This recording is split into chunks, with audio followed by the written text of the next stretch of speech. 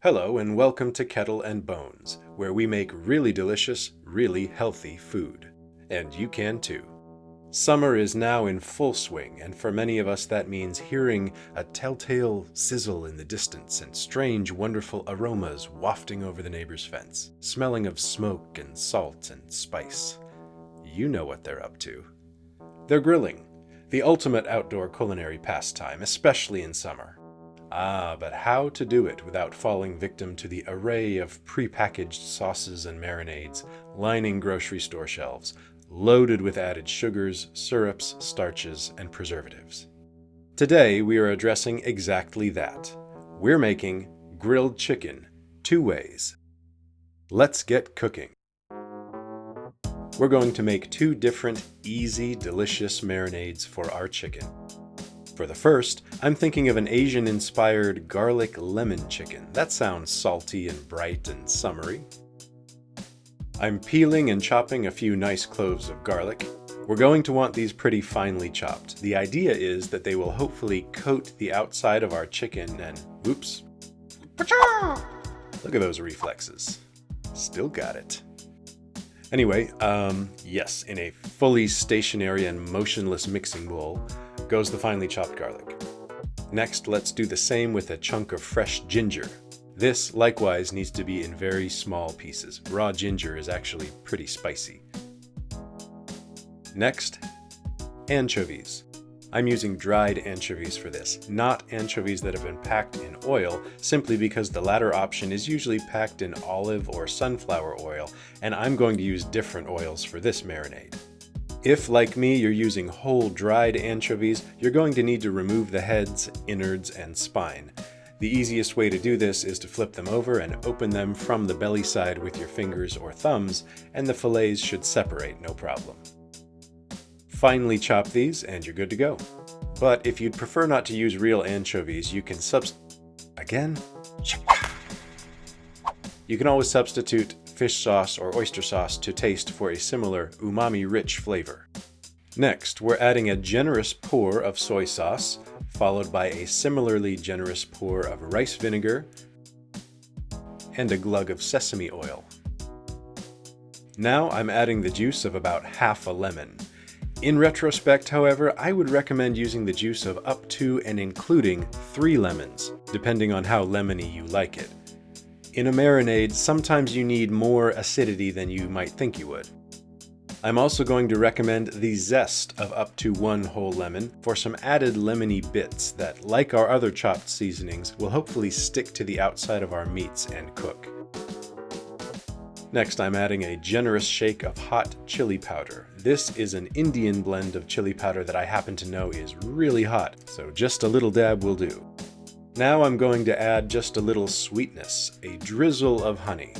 If you've sworn off sugars completely, you don't have to add this, but lemon, salt, and honey together are amazing, and the amount that I've used only adds about 10 to 15 grams of sugars total, much of which won't even make it into your mouth, unless you drink the marinade, which I definitely recommend you don't. Whisk this all together to dissolve the honey and mix in the chili powder, and we are ready to pair this with our chicken.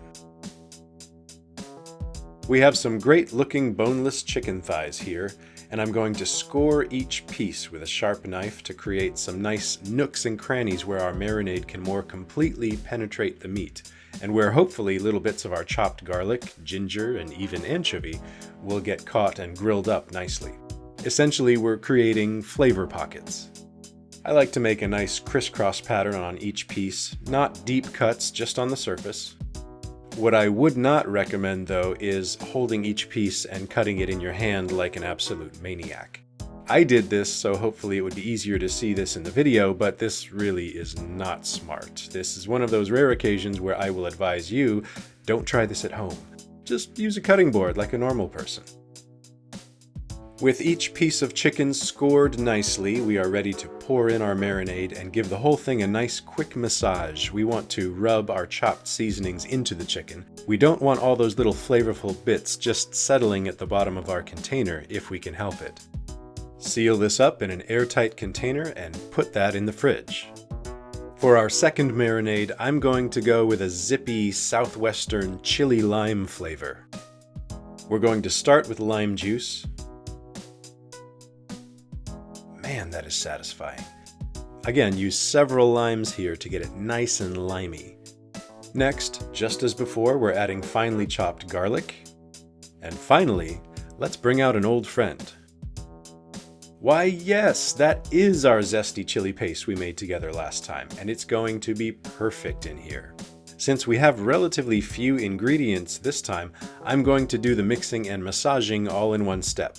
I've already scored the outside of these chicken thighs with a crisscross pattern, so in goes the garlic, several generous spoons of chili paste, the lime juice, and let's add some hefty pinches of salt.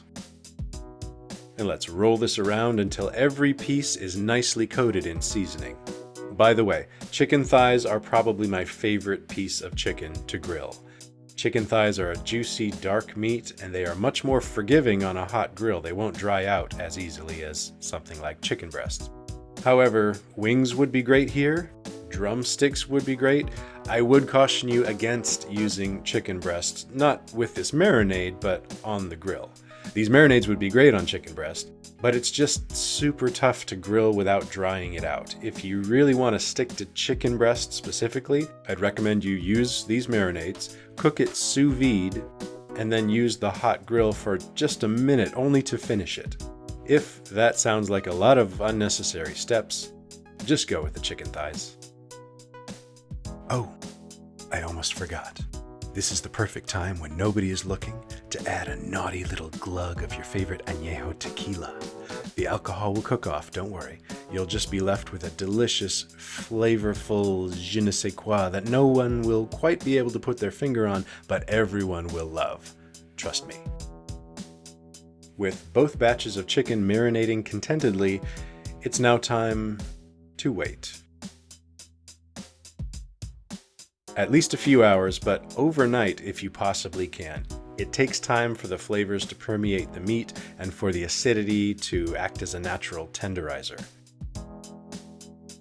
Oh boy, it's grilling time. I'm using hot coals in a hibachi-style grill today. If you're unlucky and it rains on your picnic, you can spread your chicken thighs on a baking sheet and cook in the oven on 400 degrees Fahrenheit, 204 degrees Celsius, for 30 to 40 minutes. But hopefully the weather holds out for you, because there's nothing quite like meat that's cooked over fire.